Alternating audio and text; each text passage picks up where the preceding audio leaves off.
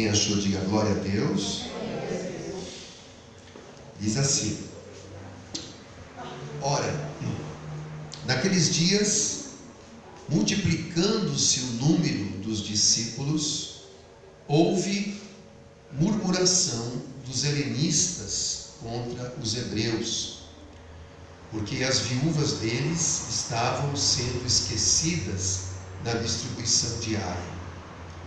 Então os 12 convocaram a comunidade dos discípulos e disseram: não é razoável que nós abandonemos a palavra de Deus para servir às mesas. Mas, irmãos, escolhei dentre vós 7 homens de boa reputação, cheios do Espírito e de sabedoria, aos quais encarregaremos deste serviço.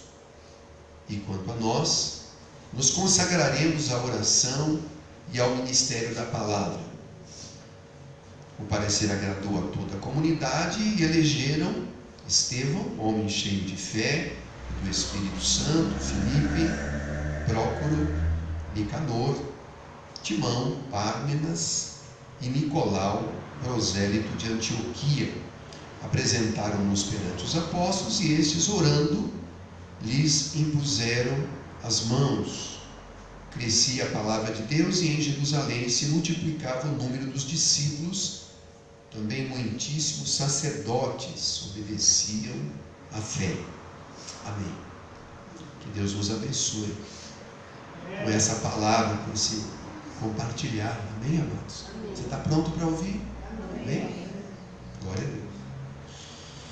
Isso aqui está acontecendo bem no início da igreja, da instituição da igreja, particularmente ali em Jerusalém, onde estavam os apóstolos, e foi um dos primeiros problemas, que surgiu na igreja. A igreja do Senhor é formada por homens e mulheres, somos humanos, então problemas sempre surgem. Não existe igreja perfeita, A gente sabe que em qualquer lugar que nós formos, qualquer igreja que nós formos, é formada por gente humana, que erra, que falha, Então sempre vão haver problemas, mas está ali a palavra do Senhor para nos ensinar, como chegar a um denominador comum, acertar todas as coisas da sabedoria que Deus nos deu. E aqui havia o problema que houve, foi um problema de ordem social, A gente percebe aqui pelo texto que a gente leu, que naquele princípio da igreja havia uma obra social na igreja, que era o atendimento das viúvas. Você vai imaginar isso há 2000 anos atrás, em que não havia uma assistência social do governo. Então a situação das viúvas sempre foi algo muito sério daquele mundo de então. Porque o marido morria e geralmente o que acontece é que as mulheres sempre se ocuparam do serviço da casa, sempre ficaram atreladas ao serviço da casa, à criação dos filhos, e os maridos trabalhavam fora e traziam sustento. Foi assim na constituição familiar, sempre foi assim por milênios. E hoje em dia é diferente. Hoje em dia nós vivemos numa cultura que não dá apenas para o homem trabalhar fora. Hoje a maior parte das mulheres trabalham fora. As pessoas que ainda mantêm esse tipo de cultura, de comportamento, são as pessoas mais antigas, Hoje muitas mulheres cujos maridos morreram, elas acabam vivendo da pensão, vivendo de um salário mínimo, que é pago pelo governo. Então hoje existe uma previdência social, mas naquele tempo não havia. E a igreja, desde que ela foi constituída, ela herdou isso já lá do Velho Testamento, da Velha Aliança. Porque Deus, quando instituiu a lei, para o povo de Israel, Deus se preocupou com aquelas pessoas, ele se preocupou muito com as viúvas e com os órfãos. Então existia na lei muitos mandamentos, né, para que Israel atentasse e cuidasse das suas viúvas. Quando a igreja foi instituída, eles herdaram isso, essa preocupação com as viúvas. Então, o que eles faziam? Pelo entendimento que dá esse texto, eles tinham ali as suas ofertas, as ofertas que eram ministradas, e então parte desse dinheiro era dividido para as viúvas que se converteram e faziam parte da igreja, porque não tinham mais ninguém, não tinha marido, né? Não tinha alguém que cuidasse delas, então a igreja começou a cuidar. Só que houve ali um problema nessa distribuição diária de alimentos, provavelmente de alimentos, ou talvez em dinheiro, alguma coisa, porque os helenistas, você viu aqui essa expressão, helenistas são judeus que são de origem grega, que vieram de nações onde havia influência grega, né?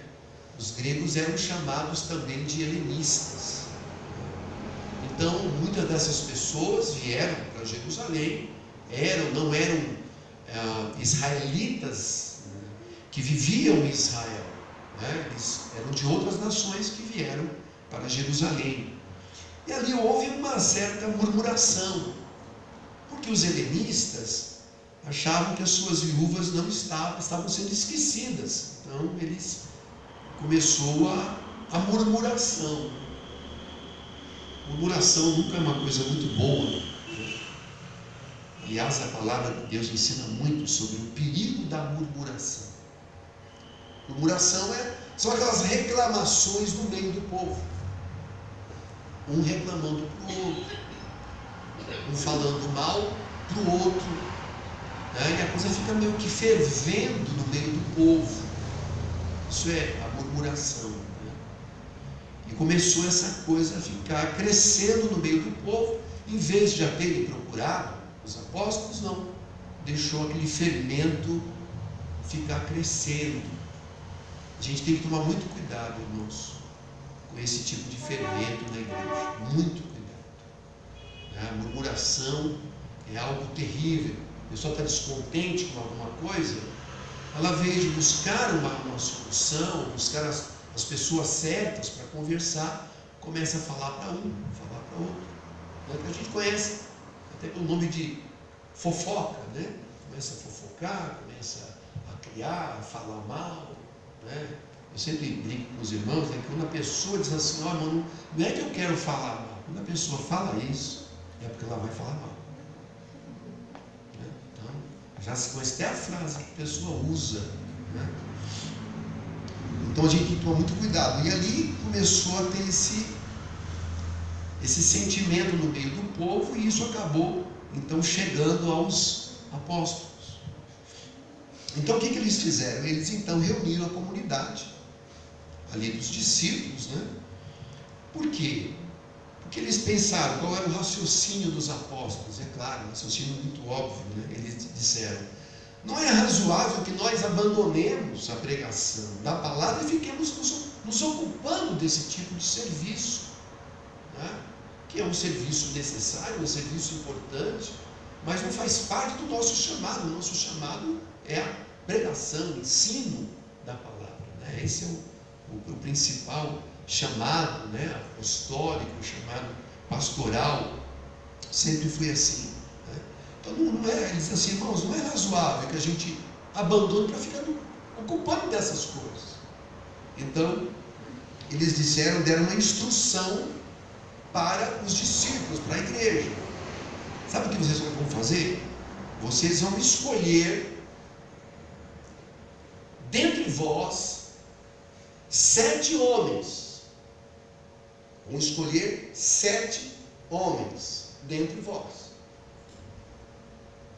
Aqui já começa a gente a meditar algumas coisas interessantes, né? Essas coisas me chamam a atenção, né? Na meditação, me chamam a atenção. escolhei 7 homens.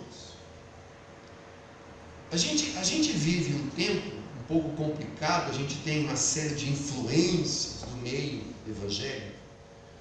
Muitas dessas influências que nós recebemos, sofremos, não tem uma base bíblica.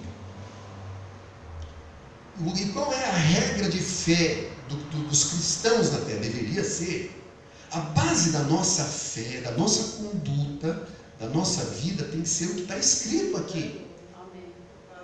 Eu não preciso sair fora. Para que eu vou sair fora disso? Já passei por tantas situações difíceis na minha vida por causa disso.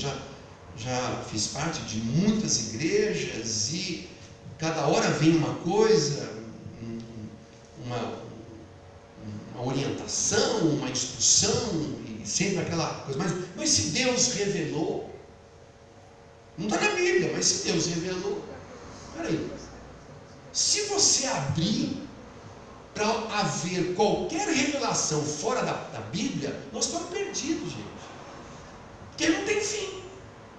Não está na Bíblia, mas Deus me revelou.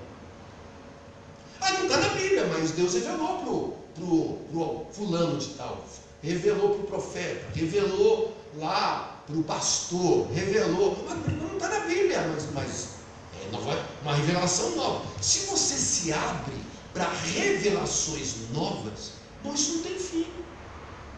Acabou. A Bíblia deixa de ser o fundamento máximo para nós de conduta, de vida cristã. Tudo que Deus tinha para falar com o seu povo está aqui, irmão. Tudo. Por isso que lá no Apocalipse, se você olhar o Apocalipse, quando finaliza o livro do Apocalipse, lá tem um ai. Sabe o que é um ai? Uma coisa séria. Ai daquele que acrescentar. Jesus foi longe até mais. Ai daquele que acrescentar um tio, acrescentar uma vírgula aquilo que está escrito. Ele será anátema, ele será maldito. Olha que coisa séria.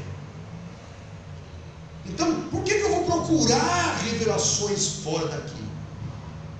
Se aqui tem toda a revelação que nós precisamos para viver uma vida gloriosa e abençoada sobre essa. Amém? Então essa palavra, irmã, ela é suficiente para você. Você não precisa de mais revelação nenhuma. E tudo aquilo que alguém te disser que é revelação, que não está de acordo com essa palavra, irmão, ignore. Nós somos chamados, já preguei algumas vezes sobre isso para os irmãos, que nós somos chamados para julgar todo tipo de profeta, todo tipo de profecia. A Bíblia diz isso. A pessoa que é muito simples, que é muito simplória, ela, como é que eu vou julgar se Deus está dando para ele? Peraí, Deus nunca vai falar contra a sua própria palavra, senão ele seria louco. Ele seria mentiroso se o Espírito Santo revelou o que está aqui e começa a revelar para outro coisas diferentes. Peraí, então tem alguma coisa errada, né? A gente sabe que a nossa regra de fé, irmão, se você permanecer na sua vida inteira fiel ao que está aqui e não se deixar seduzir por tanta confusão que está por aí afora, irmão, você vai cumprir a tua carreira, você vai guardar a tua fé, você vai viver até o fim fazendo a vontade de Deus. Então tudo que se fala, a gente tem que julgar? Tem que estar atento? Tem. Pode ser quem for, né? Eu sempre digo, não pode ser quem for. Mas é o fulano, é o apóstolo, é o pai apóstolo, pode ser o pai, avô, tio, sobrinho, pode ser quem for. Se ele falou qualquer besteira fora do que está aqui, acabou, irmão. Acabou. Você não tem que aceitar. Você não é obrigado a aceitar nada que está contra a palavra de Deus. Amém, amados? Foi isso que Cristo disse: olha, acautelai-vos, porque no vosso meio entrarão falsos mestres. Não foi o que Jesus disse, irmãos? Entrarão falsos mestres, falsos profetas, ensinando doutrinas estranhas que não foram ensinadas pelo Senhor. Então eu não vou me cansar. Enquanto você me tiver como pastor, eu vou pregar isso para a tua vida, para que isso seja arraigado no seu coração. Você deixa de ser simplório. A gente, como eu disse, a gente recebe tanta influência desse meio evangélico que a gente vive. De um lado você tem, só um adendo, né? De um lado você tem essas igrejas que são chamadas de igrejas neopentecostais. Existe uma palavra, né, que define os tipos de igrejas que existem. O que são igrejas neopentecostais? Ou novos neopentecostais. O que são?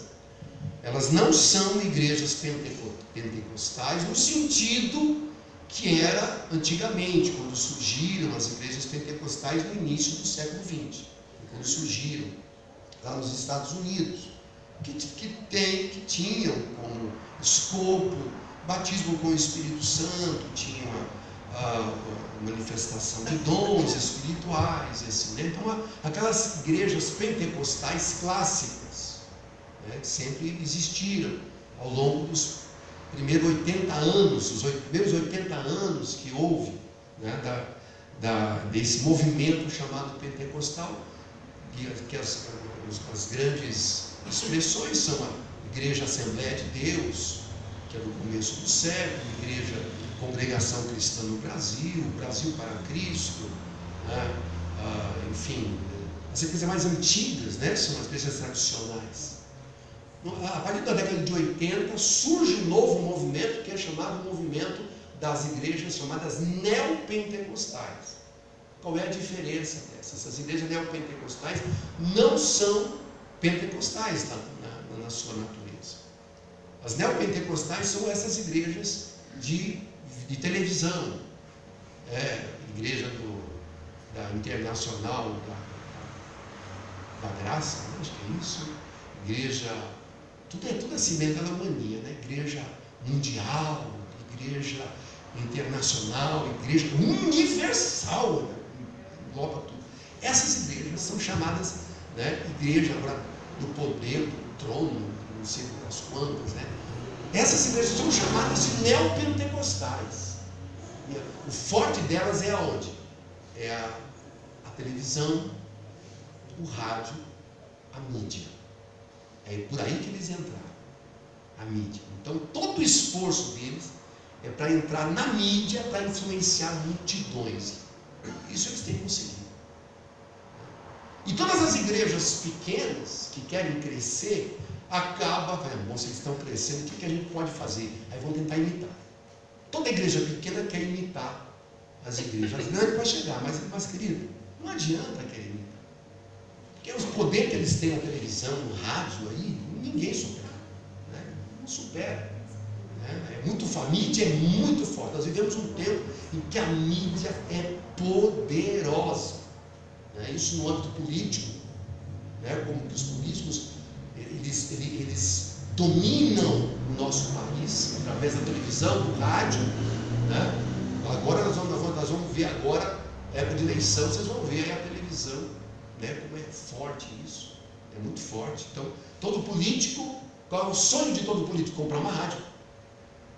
Então você vai ver, a maior parte das rádios está na mão de quem? Dos políticos, e agora das igrejas.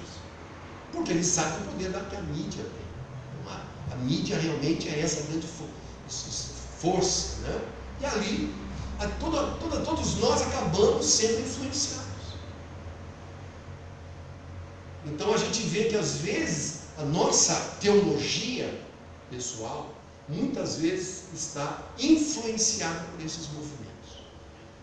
E temos muito cuidado, porque nós temos que permanecer na palavra.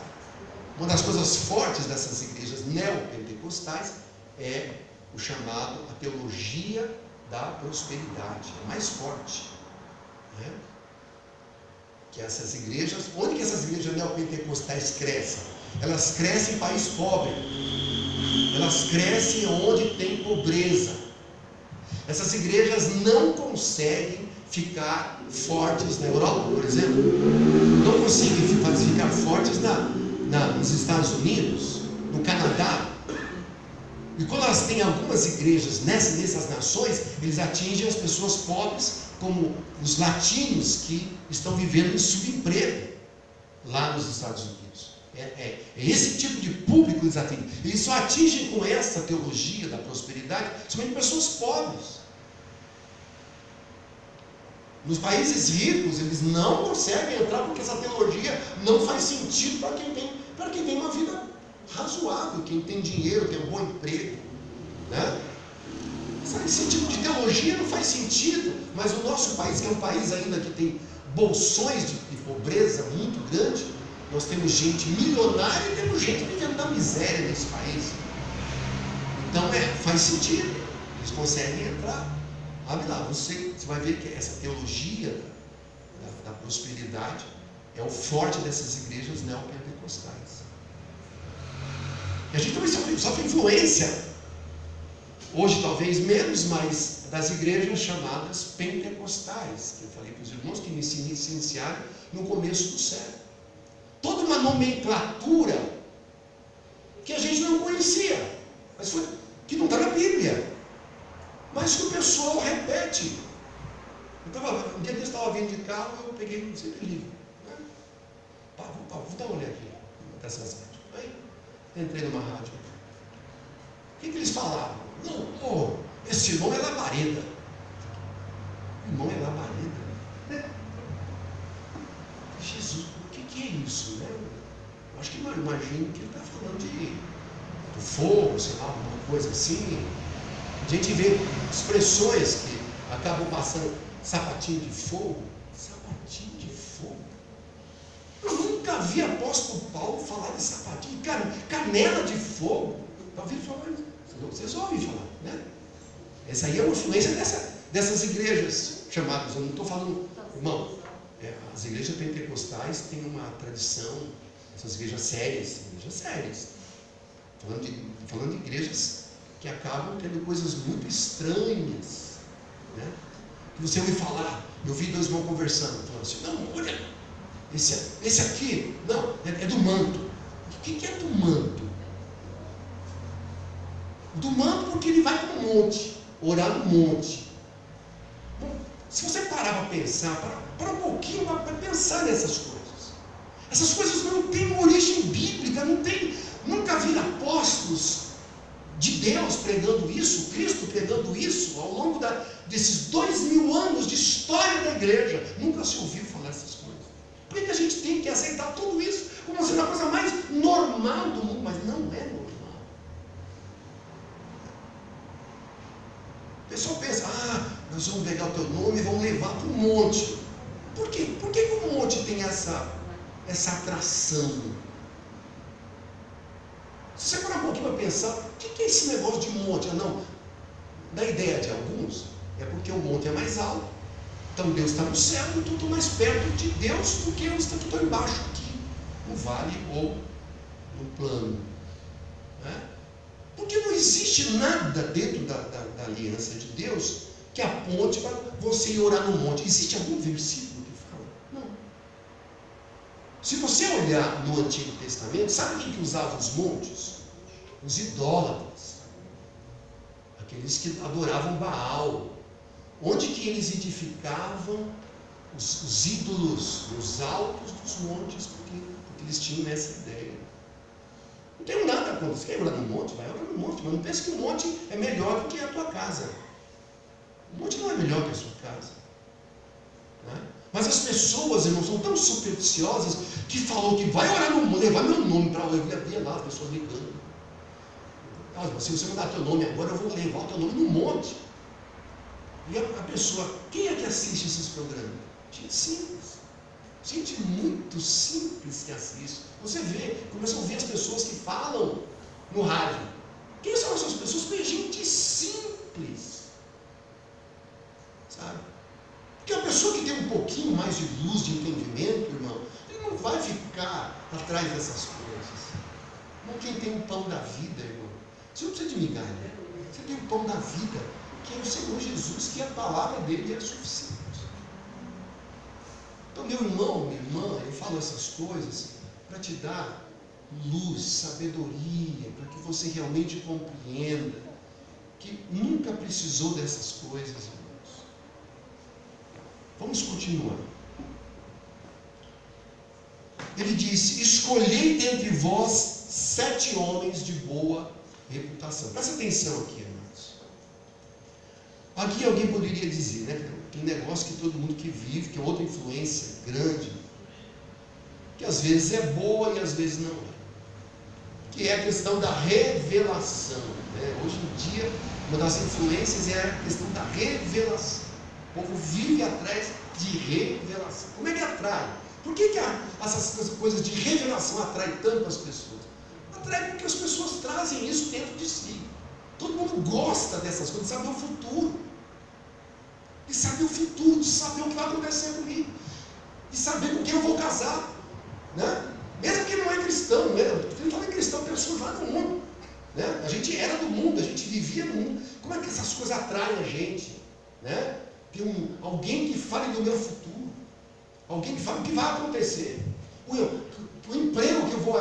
Então a gente fica esperando essas coisas lá. A gente vem para a igreja. E aí essa situação acaba também acontecendo dentro da igreja. A questão da revelação para cá, revelação para lá, revelação para cá. Bom, eu creio na revelação. É bíblico. Mas não pode virar de coisa comum, uma coisa, sabe, pequena. Não. As coisas de Deus são coisas sérias. Espírito Santo, irmãos. Olha que coisa simples aqui, amados. Olha, presta atenção. Ele podia dizer: irmãos, se reúnam para orar. Se reúne para orar e para jejuar. E espera o Espírito Santo revelar 7 homens que vão ser bons. Esperem a revelação de Deus, vai vir o poder de Deus. Eles não falaram nada disso. Os apóstolos não falaram nada disso. Eles disseram assim: olha a simplicidade. Escolhei. Vocês vão escolher. Vocês vão me escolher. É vocês que vão fazer a escolha. Não é nenhuma revelação, nenhum Espírito. Olha a simplicidade que essa igreja vivia. Olha a simplicidade. Se fosse hoje em dia, se algum pastor ou algum profeta fosse falar isso, ele já ia mandar ir para o monte, orar no monte para poder, sabe, ver a revelação que o Espírito Santo vai dar para saber quem é e quem não é. Não. Os apóstolos, na simplicidade, irmãos, escolhe 7 pessoas no vosso meio. Escolhe. Uma escolha que vocês vão fazer. Eles deram apenas quais eram as características desses homens. Mas como é que vocês vão escolher? Claro, não é qualquer um. Então, escolham 7 homens. Eles deram 2 características para fazer a escolha. Não era qualquer um. Eles disseram: primeiro, que sejam homens de boa reputação. Claro, tem que ter um bom testemunho. Não é, irmão? Não vai escolher para nada na igreja gente que não tem uma boa reputação. Um bom testemunho. A primeira coisa que você, quando vai colocar alguém no ministério, ou vai dar alguma incumbência para alguém, a boa reputação da pessoa vem em primeiro lugar, é óbvio. E qual foi a segunda característica dessas pessoas que seriam escolhidas? Eles colocaram aqui: pessoas, 7 homens cheios do Espírito e de sabedoria. Meu Deus, eu fiquei assim pensando. escolher homens cheios do Espírito. O que é isso? Como é que se escolhe homens cheios do Espírito? O que são pessoas cheias do Espírito? Como é que você escolheria alguém no nosso meio cheio do Espírito? Na sua visão, o que é uma pessoa cheia do Espírito? É uma pessoa que vive profetizando? Para você, uma pessoa cheia do Espírito, alguém que vive profetizando? Uma pessoa cheia do Espírito é uma pessoa que vive frequentando um monte? Não sei, estou perguntando. Uma pessoa cheia do Espírito, o que é uma pessoa que dentro do culto, ele treina todo? Do reteté? Tem alguém que pensa? Uma pessoa cheia do Espírito é uma pessoa que fala línguas? Como é que você escolheria uma pessoa cheia do Espírito? Foi isso, a instrução dos apóstolos foi isso. Gente de boa reputação e homens cheios do Espírito. Isso nos faz pensar, o que são pessoas cheias do Espírito? Aí começam nossas ideias. As influências que você teve na sua vida até agora, você teve uma série de influências.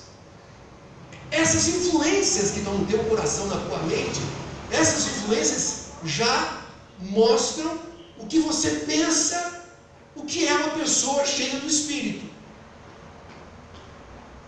As ideias que você já tem. Não, para mim, uma pessoa cheia de Espírito, eu fico imaginando, tem alguém, como é que é? Está aí uma grande coisa para a gente meditar nessa noite.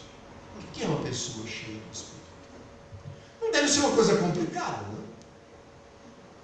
Não deve ser uma coisa complicada, porque eles estão aqui falando como uma forma muito singular, muito simples. Vamos escolher entre vós pessoas de boa reputação e pessoas cheias do Espírito.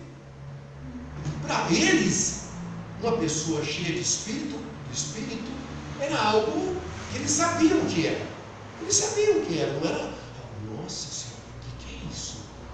Vamos perguntar para os apóstolos o que é isso? Não, eles sabiam o que era. E foram, já lá em seguida, já foram escolhidos 7 homens. Deus deu os nomes deles aqui, esses 7 homens aqui, que eram cheios do Espírito, que faziam parte da comunidade. Então, o que são pessoas cheias do Espírito? Eu queria falar com você hoje, nessa noite, sobre isso, para que você tenha realmente uma direção para saber o que é uma pessoa cheia do Espírito.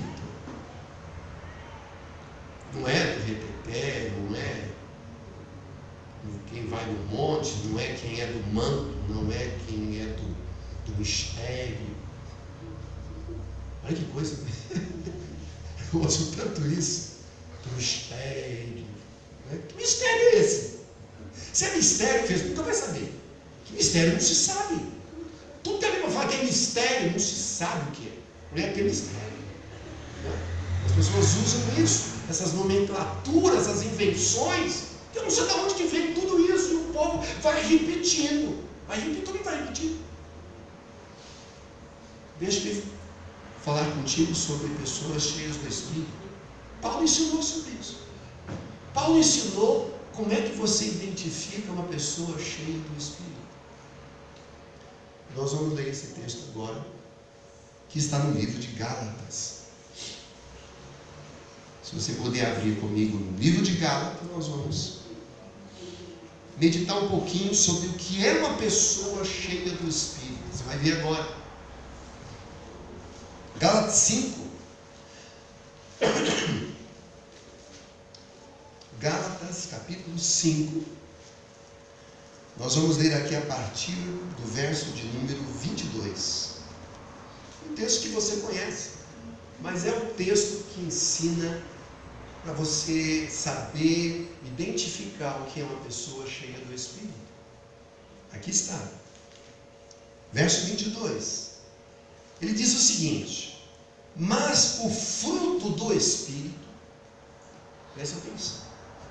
Fruto do Espírito. O Espírito Santo, aqui é o Espírito Santo, ele está em letra maiúscula, o que é o Espírito Santo. Ele frutifica através das nossas vidas. Amém, amados? O fruto do Espírito. O que é que vem do Espírito? Quais são as qualidades que vêm do Espírito Santo? Como é que se identifica pessoas cheias do Espírito? Você vai olhar o fruto do Espírito. Presta atenção numa coisa importante aqui nesse Gálatas 5:22. Porque ele não fala de fruto no plural. Ele está falando de fruto no singular. Não são frutos do Espírito, são o fruto do Espírito. É uma coisa só. Você vai identificar uma pessoa cheia do Espírito pelo fruto que o Espírito Santo dá através da vida dele. Pastor, então, aí vem um monte de ideia. Não, vamos esquecer de algumas ideias que passam na sua cabeça e vamos nos ater àquilo que a Bíblia fala que é o fruto do Espírito. Começando, quais são as qualidades de uma pessoa que frutifica do Espírito Santo, que você percebe na vida dela que ela tem realmente esse fruto brotando continuamente? Ele começa a falar de algumas atitudes, de algumas qualidades que você identifica uma pessoa cheia do Espírito. Ele começa. Primeiro, amor. Uma pessoa cheia do Espírito, você vai identificar uma pessoa que ama. Uma pessoa que ama. Uma pessoa que ama os irmãos, ama as pessoas. Uma qualidade de uma pessoa cheia do Espírito, ele é uma pessoa que ama. Uma pessoa que é muito crítica, por exemplo, não ama. Se você tem um irmão que é muito crítico, que vive criticando as pessoas, que vive criticando a igreja, que fica fomentando murmuração no meio do povo, tem muita crítica no coração, critica o pastor, critica o diácono, critica o músico, tem gente que é assim. Diferentemente de uma pessoa cheia do Espírito, que ele tem amor do coração. Ele é cheio de amor. Ele compreende as fraquezas alheias. Você só consegue amar as pessoas quando você consegue entender as pessoas nas suas limitações, nas suas fraquezas, sabe? Você não tem uma crítica pronta, porque você ama. Ama. Então, como é que você começa a identificar gente no meio da igreja cheia do Espírito? Você vai ver uma qualidade dela. Ela ama. E você percebe que a pessoa ama no que ela fala no dia a dia. No que ela fala, ela perdoa com facilidade. Ela não tem uma posição crítica contra ninguém. Eu sou crente quando sou bobo. A pessoa fala isso, tem alguma coisa errada aí. Né? Então, o amor, irmãos, é um fruto, faz parte do fruto do Espírito. É uma qualidade de pessoas cheias do Espírito Santo. Não é aquele que vai para um monte. Você vai conhecer gente que vai para o monte, que é do manto, e tem uma vida toda errada. Tem uma vida toda porta. Já viram gente assim? A segunda qualidade, né, nesse caso do fruto do Espírito aqui, é alegria. Olha, é claro que uma pessoa cheia do Espírito não pode ser triste. Não tem lógica. Uma pessoa que anda com Deus, que anda com o Senhor Jesus, que tem fé, né? Ela não tem como ela ser uma pessoa triste, apagada, empacada. E aí, irmão, você está? Estou indo. croque. Quando eu vejo um irmão falando assim que está indo, eu tenho vontade de dar um croque na cabeça. Não vou fazer isso, claro, né? Só a vontade, aí passou. Foi um relâmpago que passou no coração. Né? Estou indo. Está indo para onde? Está indo para onde? Como Deus quer? Não, Deus não te quer assim não, filho. Nada que Deus quer não. Então como é que você reconhece uma pessoa cheia do Espírito? É a alegria que a pessoa tem. É fruto do Espírito, não tem como. Quem anda com Deus, irmão, não tem jeito. A gente é feliz. Eu não tenho tudo o que eu quero, eu não tenho todas as coisas, mas no meu coração eu tenho alegria. Alegria é fruto do Espírito. Irmão que tem cara de que chupou limão, esqueça do ministério. Não vai dar certo. Tá? Porque é um fruto do Espírito. O amor, a alegria. Né? Alegria, isso é tão bom estar perto de gente alegre. Não é bom? Agora fica perto de uma pessoa, uma hora, aquele que é assim, ó dia, ó azar. Como é que é? Ó. É só ó para cá e ó para lá. Né? Nunca está bom. Tudo bem, mais ou menos. Né? Que essa pessoa que responde assim, ela tem uma visão ainda muito terrena. Ela fica olhando os problemas da vida. Então, quando alguém pergunta para ela assim, como é que estão as coisas? Ela olha para a casa dela e fala, tá nada bom não. Ela olha para o problema dela, não está bom. Não. Enquanto você olhar para os problemas da vida, você nunca vai ser feliz. Nunca. Fruto do Espírito é que Deus lhe deu a graça de você ser feliz em qualquer tipo de circunstância. Por quê? Porque o que a Bíblia ensina? Olhando firmemente para Jesus, autor e consumador da nossa fé. Quando eu olho para Jesus, eu não tenho tempo, irmão, para ficar murmurando, reclamando. Eu creio, eu confio que o meu Redentor vive, ele está conosco, não está, amados? Né?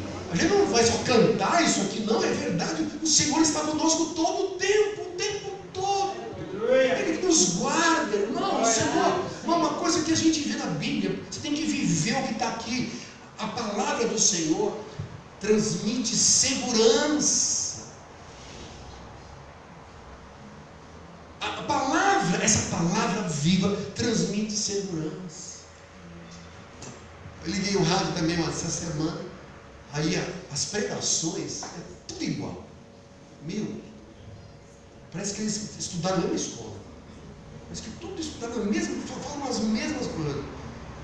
Deus está me revelando. Tem uns irmãos aí que está triste, que está abatido, e que não sei o que, mas irmã, continua, fica firme, que Deus vai vir, Deus está vindo, está mandando anjo, está mandando isso, está mandando aquilo. As pessoas, eu vi uma mensagem, que bom ouvir aquilo, Deus está comigo.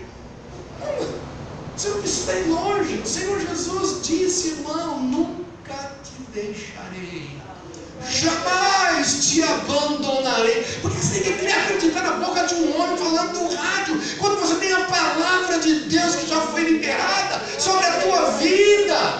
Você tem que crer no que está escrito e não no que estão falando, irmão. Glória a Deus, aleluia. Fruto, irmão, do Espírito, amor, alegria. Coisa linda, irmão. Eu leio a palavra, irmãos. A palavra ela transmite o que para mim? Segurança. Eu me sinto seguro. Eu sei que a gente vive num mundo terrível, de muita insegurança, muita violência. Mas eu não vou ficar olhando para essas coisas. Não vou ficar assistindo jornal, ficar ouvindo os Datena da vida. Tem gente que adora assistir Datena, depois não sabe por que tem medo. Porque se eu ver crime e coisas horríveis que acontecem todo dia, esses caras, eles são que nem capivaras, é que nem, sei lá, corvo que gosta de morte. Eles ficam procurando qual é a pior notícia da vida. O homem matou 5 mulheres, estrangulou, cortou picadinho, comeu depois, na geladeira, o resto. É assim, o povo, nossa, o povo fica ávido por essas notícias horríveis e depois não entende por que não consegue crer em Deus. É claro, você vai estar em casa, vai olhar na janela, será que tem o picadinho está lá fora? Meu filho está na rua, está vindo na escola, meu filho, toma cuidado, filho. Além de ter medo, põe medo no coração da criança. Ou a gente crê que o Senhor está conosco, ou a gente não crê, irmão. O que me dá essa segurança, essa alegria? É o fato de que Deus está cuidando. Quando eu oro pela minha família, eu creio que Deus está cuidando da minha família. Eu tenho que crer, porque se eu não crer, irmão, eu vou viver uma vida desestabilizada. Você está vendo? Eu vou ler aqui um texto que você conhece. Para você ver como é que o Espírito Santo instruía os homens, né? Ele diz o seguinte.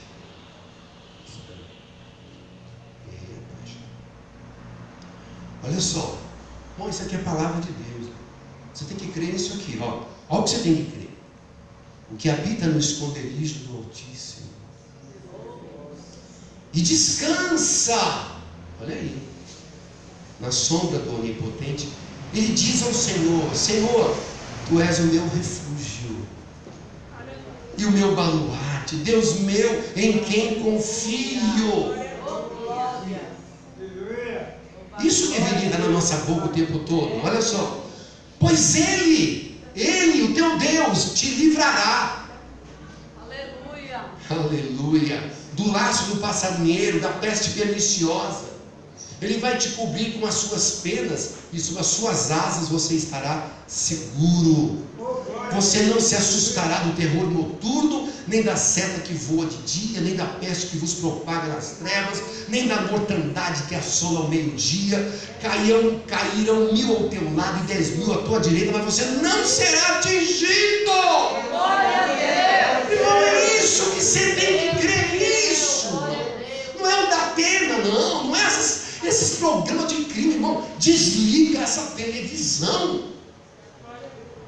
Vai para assistir um desenho. Vai assistir uma coisa decente. Não fica assistindo esses filmes de crime que só vai te roubar a fé. Isso rouba a tua fé. Amor.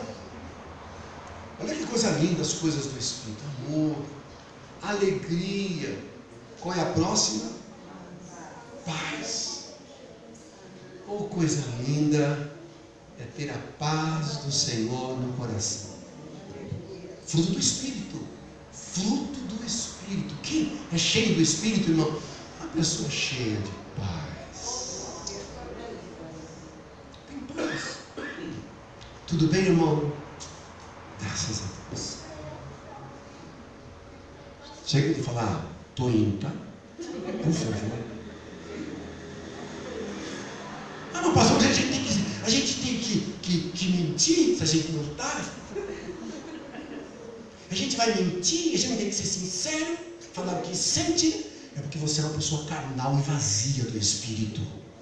É por isso que você fala isso. É por isso que você vive assim. Porque se você estiver cheia ou cheio do Espírito, você nunca vai falar uma bobagem dessa. Porque você confia lá naquilo que está dito no Salmo 91, que eu acabei de ler agora. Isso é para viver, gente, é para viver. Não é para estar uma coisa mental só. A pessoa, eu estou indo, está difícil, está isso. Mas e o Salmo 91? Está lá, mas eu não chegou aqui ainda. Paz, irmão, paz.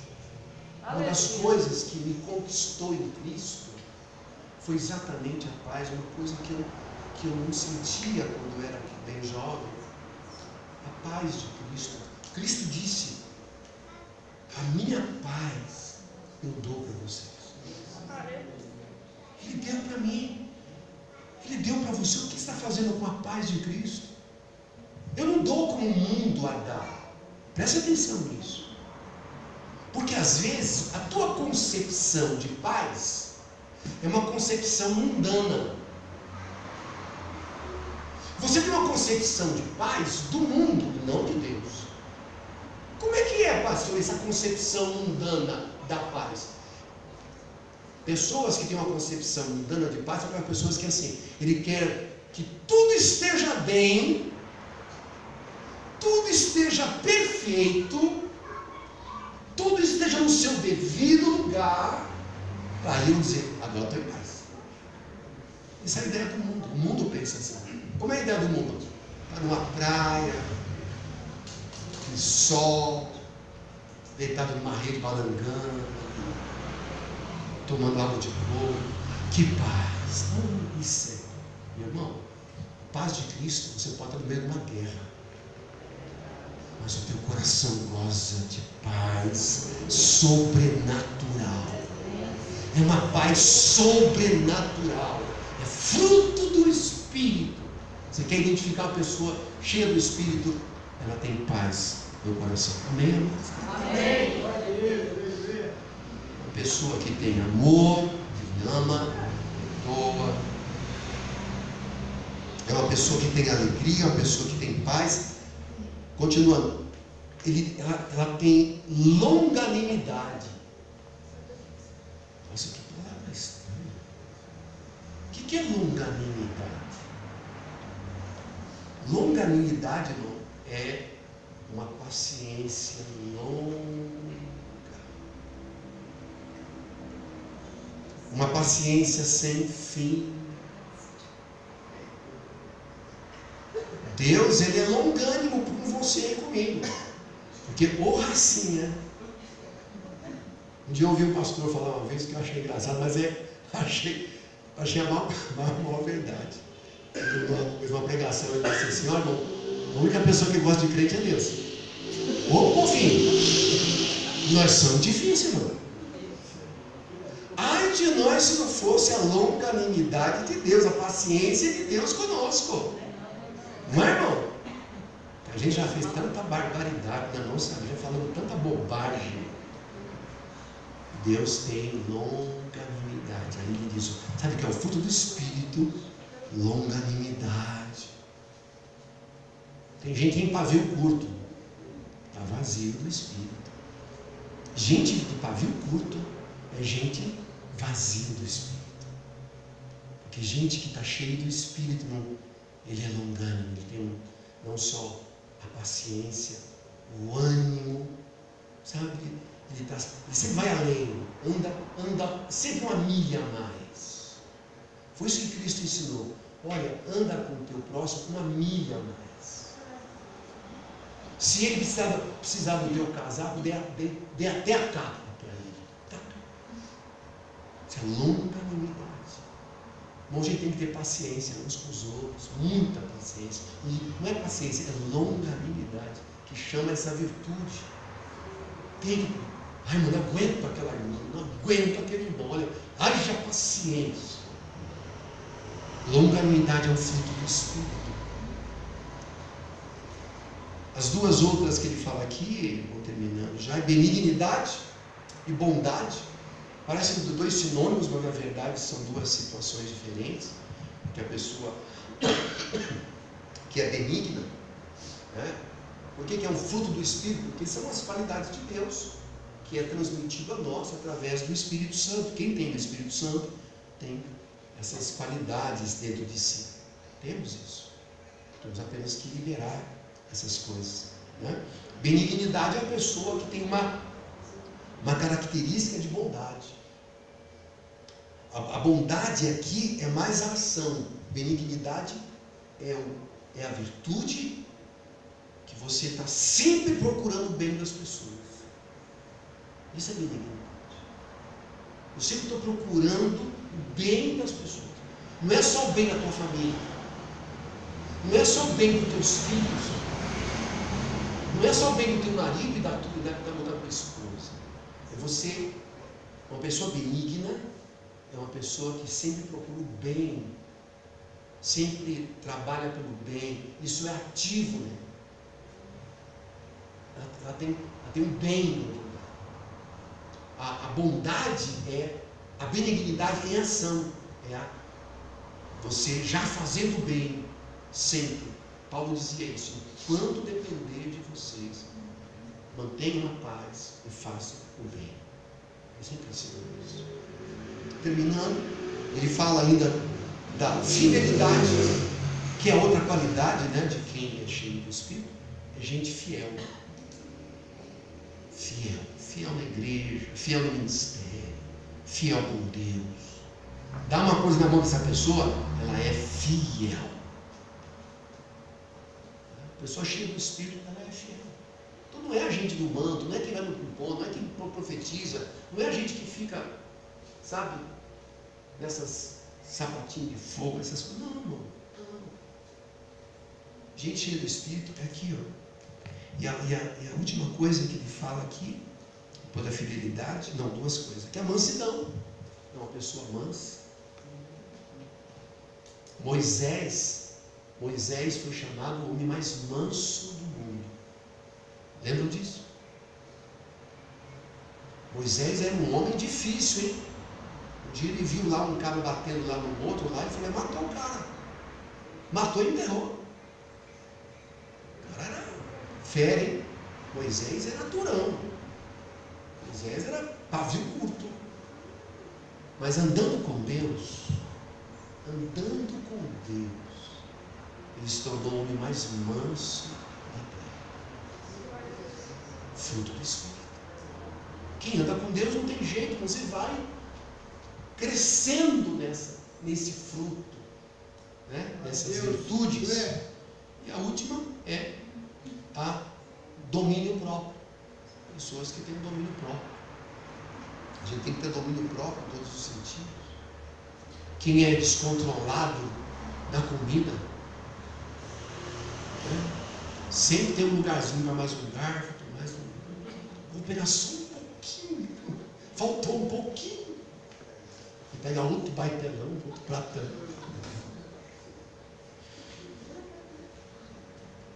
Comida, tem tantas coisas que a gente pode ter domínio próprio, né, irmão? Estou orando a Deus, para Deus me fazer perder a barriga aqui. Acho melhor você começar a pensar e parar de comer muito, é isso, né? Domínio próprio, irmão, é um fruto do Espírito, faz parte do fruto do Espírito. Você vai estar sendo controlado pelo Espírito Santo. Amém, amados?